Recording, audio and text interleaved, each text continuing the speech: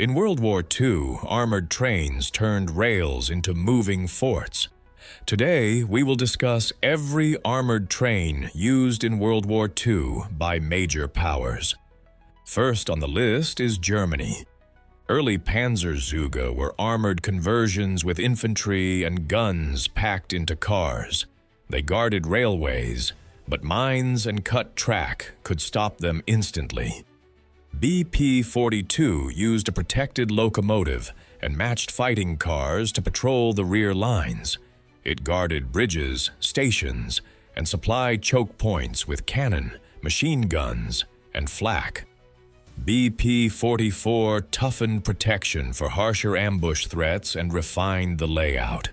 It resisted small arms better, yet a trapped train still had nowhere to turn. Panzerwagen 16 was a self-propelled armored railcar used to scout and respond fast.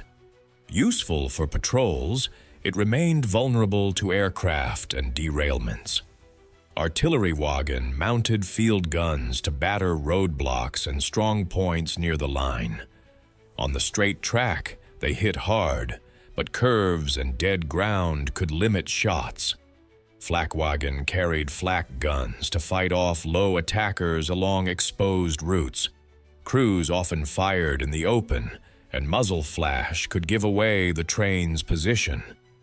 Panzerjägerwagen added anti-tank guns to cover junctions and bridges. From a prepared position, it could sting armor, but it could not flank once targets moved. Beute Panzerzüge were captured trains refitted and reused for guard duty. Mixed parts and odd weapon fits meant maintenance was constant improvisation for crews. Sweep cars and engineers checked rails, searched for charges, and repaired damage under fire. Without them, an armored train became a stranded bunker waiting to be isolated. Some trains carried spare rails, ties, and even small cranes for fast fixes. Germany treated rail lines like front lines. Next, the United States shows why it mostly avoided armored trains. American forces leaned on trucks, ports, and flexible routes more than rail forts. A gun on rails cannot disperse, reroute fast, or survive long under air attack. Americans guarded bridges, railheads, and depots with MPs and engineers instead of armored locomotives. When lines were hit, repair teams restored traffic, while patrols hunted saboteurs. Mobile AA half-tracks and security vehicles protected rail hubs and movements around them. Vehicles can choose routes, while rails force predictable movement. Moving on, the Soviet Union built armored trains into a full battlefield system. BP-35 types were pre-war trains thrown into the 1941 emergency fighting. They defended stations, covered evacuations, and provided heavy fire where roads and units collapsed. NKPS wartime trains aimed for standard parts and fast workshop builds. Practical armor and simple layouts made repairs possible, even as fronts shifted constantly.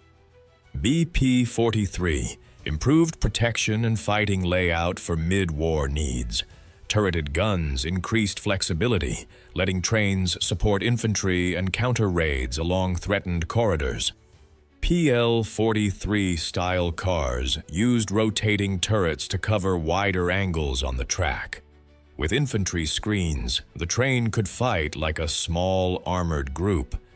MBV-2 was a heavily armored rail car with multiple turrets and strong protection. It guarded key hubs well, but needed good reconnaissance to avoid track traps. Zenitny AA cars added automatic cannon and machine guns for air defense. Since trains cannot dodge, AA fire often decided survival on predictable routes.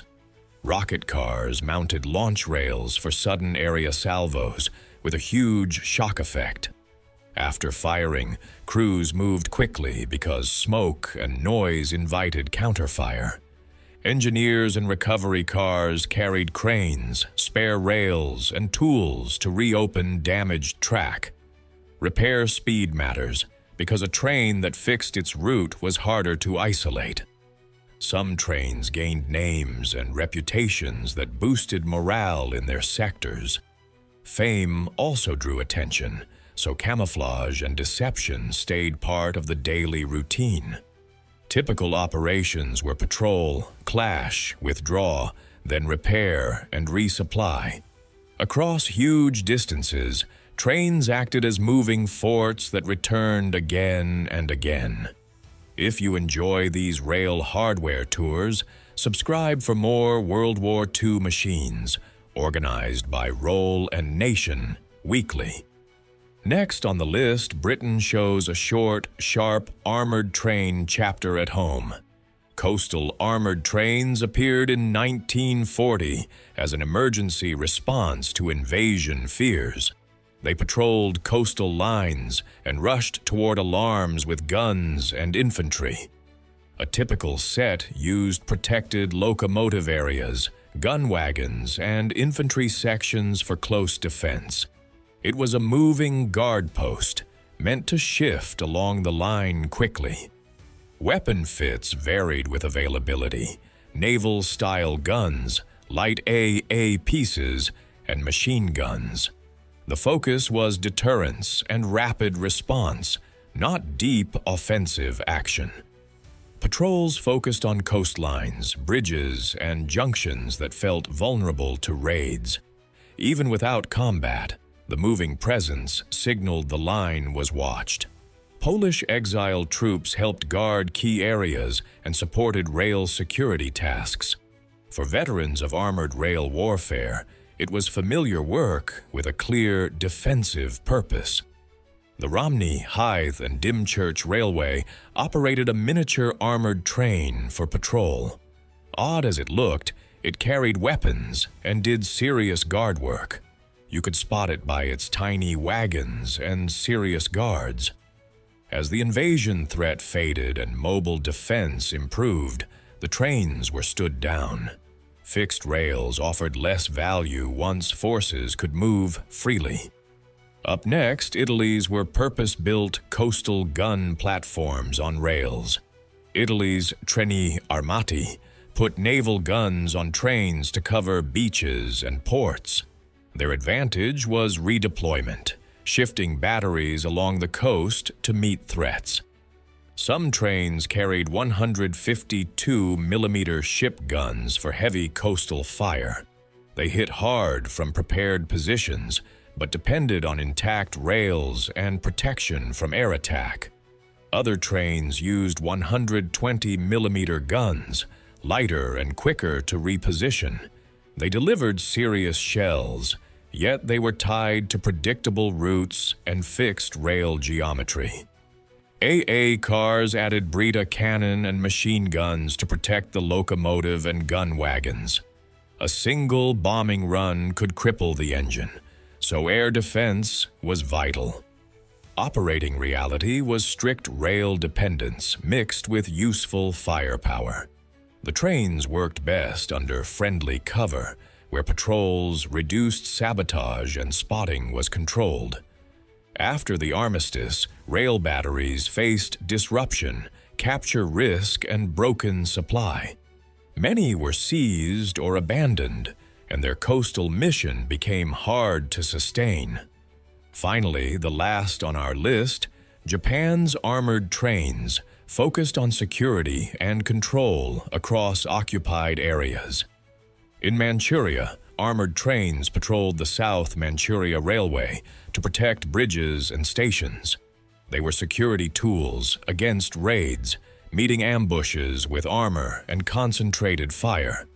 Type 94 represented a heavier, protected train built for contested corridors. It resisted small arms well, but mines and blown culverts could still trap it. Type 95. Sokai was a compact armored rail car used for scouting and escort. It checked track and watched stations, but remained vulnerable to heavy weapons and aircraft. Armored gun wagons mounted cannon and machine guns to overwatch stations and choke points. They were strong against light raiders, yet predictable routes invited sabotage and planned traps. When armor was scarce, crews added sandbags and steel plates to ordinary wagons. It helped against bullets, but extra weight slowed trains and stressed locomotives. Japanese armored trains worked best as patrol tools in controlled areas. Sabotage and air power could isolate them, so they rarely roam fortresses. From BP-43 forts to gun trains, these armored giants guarded supply lines. Which nation used them best?